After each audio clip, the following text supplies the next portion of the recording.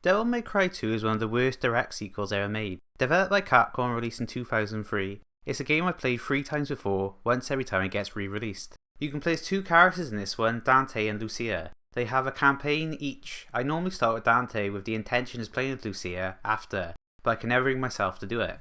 So this time I started with Lucia and couldn't bring myself to play through the campaign as Dante again. This video is mostly going to be about her campaign. I'll mention Dante's campaign as I remember it pretty well. To be honest, their campaigns are not that different. They have a handful of unique bosses each and pretty much play the same in the same levels. I will start with the story, full spoilers ahead, not that there's much to spoil, as I don't really know what's going on, and this game has very little impact on the rest of the franchise. I don't even think Lucia gets brought up again. The game opens up on a museum where Lucia is about to pick up a coin, then demons break through the windows and attack her. Dante then drops from the ceiling window and dispatches the demons in a fairly cool cutscene. He then says to Lucia, "You called?" and she proceeds to throw a knife into a map telling Dante where to go, and she leaves. So do they know each other? Have they met before? I don't know, and the game doesn't tell you either. This will be a trend going forward. The next mission starts with Lucia on a roof with no objective, so you just wander around for a bit. You eventually get to a church and you find an arcana, which the game doesn't explain what it is. Then the next cutscene starts with Lucia walking into a house that explodes when she gets near it. Luckily, Dante appears to save her. It's not explained beforehand whose house this is. It feels quite random. Then an old lady appears out of the rubble to talk to Dante about how she knew his father and how she wants his help to defeat a bad guy named Arius. He's turned his land into a demon's paradise somehow. Dante then flips a coin to decide if he wants to help her out, because I guess this is a thing he does now. He doesn't do this in any other game in the franchise, and you find out at the end both sides of the coins are the same, so it's kind of pointless. I guess someone on the dev team thought this was cool. This is where a big issue in the game starts to happen. If you are playing Dante's campaign, he just goes to the next level. Whereas in Lucia's campaign, the old lady says, "You found one of the arcanas, there is only one left now." That gives you a goal as Lucia, but if you're playing as Dante, arcanas don't get brought up till way later in the game.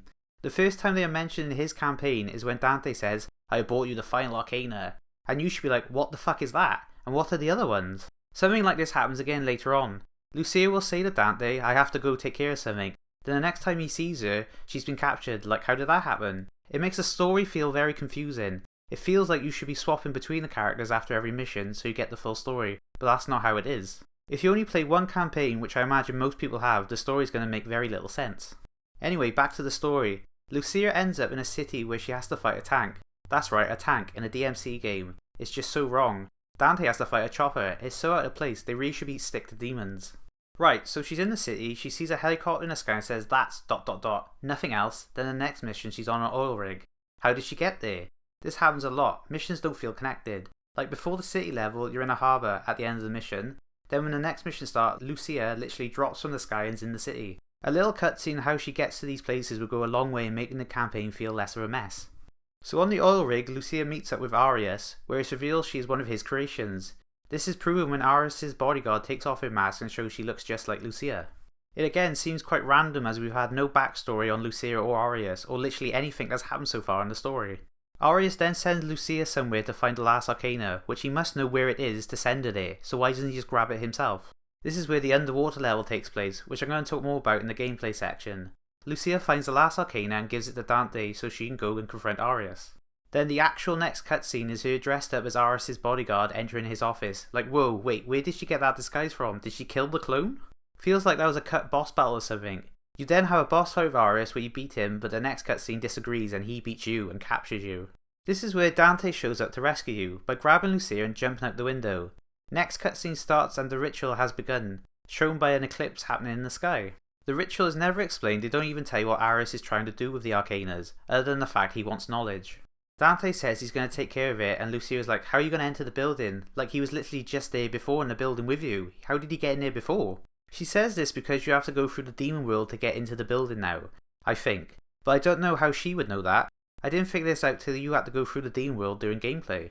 Eventually you end up back at Arius' office where he's completing the ritual shown through a cutscene. Then the literal next cutscene has Dante and Lucia stood outside where Lucia says, "So you managed to defeat Arius?" Like, brother, really you're not going to show the main bad guy being defeated in her campaign? It's just such a jarring transition. In Dante's campaign, when Arius is defeated, he says, "I was going to be king of this world," and Dante replies, "King? Yeah, here's your crown," and proceeds to shoot him.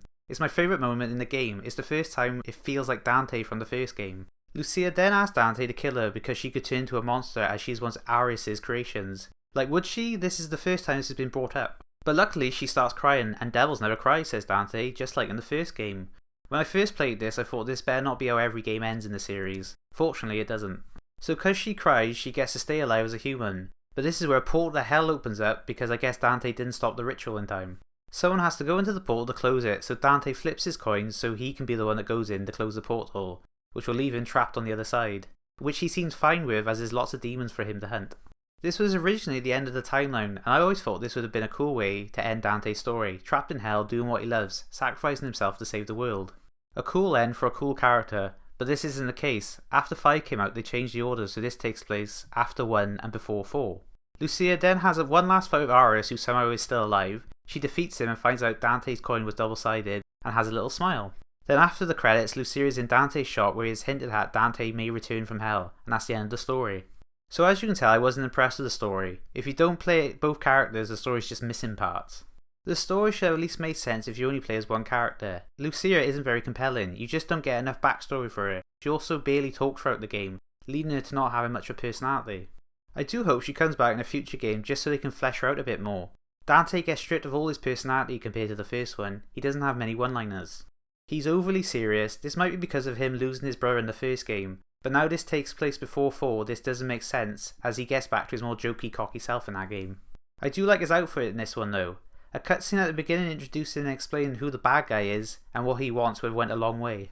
Right, I've said my piece on the story, so let's talk about the gameplay next. It plays very similarly to the first one for the most part. Movement feels faster, they added in a wall running which looks cool, but I didn't find much very useful. Levels are much larger and open, which is not a good thing. They feel mostly empty and generic compared to the first game. Areas get reused. They lack the atmosphere and horror vibes of the original. It's mostly city and town areas. There's not unique areas like the demon world in the original. There is a demon world in this one, but it's just a building with an effect over it. In the city levels, enemies don't fill up the map, it just enhances the empty feeling.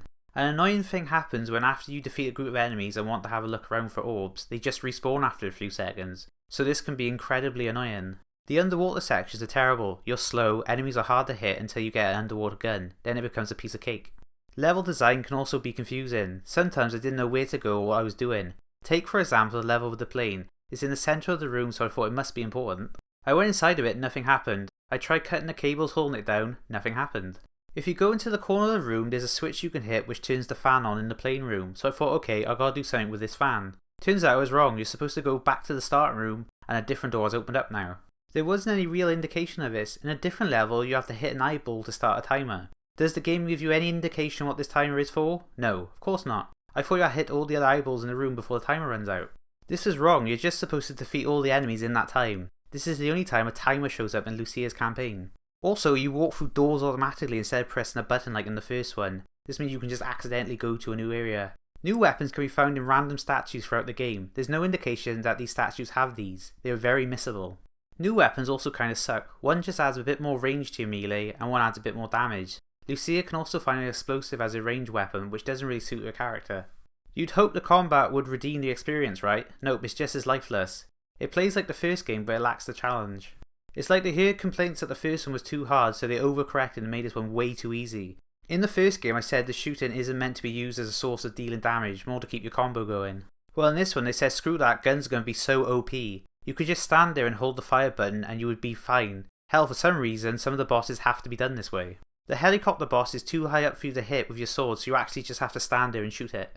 Same for this underwater boss, it's only vulnerable for a few moments and you'll never be able to swim up to it fast enough, so you're going to have to shoot at that as well. The big issue is these bosses have so much health, it takes minutes of you just standing in one spot holding down the fire button, hitting devil triggers so you can do a bit more damage on occasion. It seems a lot harder to get better ranks on the style meter compared to the first one. I couldn't seem to do different combos other than the basic one, no matter how much I delayed my inputs.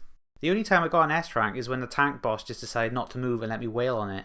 The devil trigger fills up fast so you can use it often to recover health and do a lot more damage than the basic attacks. They've also changed up the shop. In the first game you could buy more moves to help you improve your combo capabilities. In this one you just level up your swords and your guns, that's it. It doesn't even tell you what leveling them up does. You don't get new moves or effects, they literally just do more damage. Devil trigger is now customizable, which sounds cool but falls flat for me. You swap out 3 different parts. The first one decides if you can fly, move faster or swim underwater.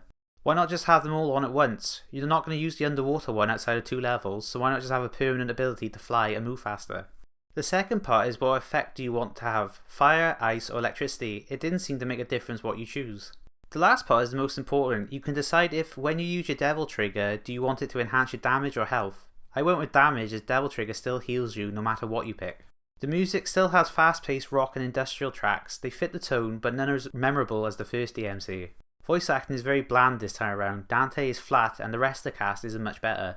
Overall, playing Lucia's campaign didn't make me like DMC2 any more than I did. This game lacks the style of the first one.